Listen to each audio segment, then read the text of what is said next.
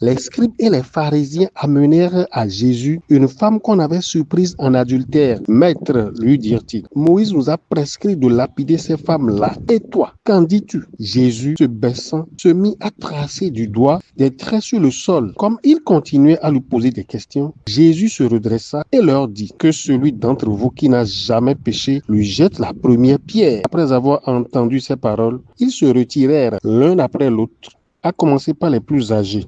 Jean 8, versets 3 à 9. Devant des questions et des situations embarrassantes, il faut savoir prendre du recul avant de répondre, comme Jésus l'a fait. Cela permet d'écouter Dieu nous communiquer l'attitude qui convient, la réponse qui convient, la réaction qui convient. Je suis un parent.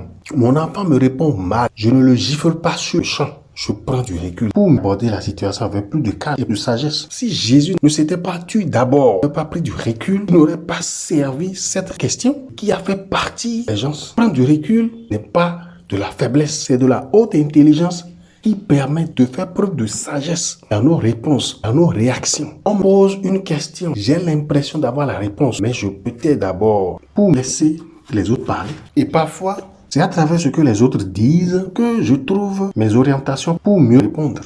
Lorsque quelqu'un m'énerve, je me dis que je le réponds 5 minutes après. C'est une façon de laisser tomber la tempête, de revenir aborder la situation avec plus de calme. Il y a des réponses qui conviennent à chaque question, à chaque situation, qui ne s'obtiennent que pendant le temps de recul. Je reconnais que ce n'est pas toujours facile. Il faut être patient, flexible. Prendre du recul demande une bonne dose de patience, d'humilité et de flexibilité devant toutes les situations. Le recul est une forme d'intelligence qui permet d'échapper au piège. Comme Jésus, on a voulu le piéger, mais il a su s'en sortir.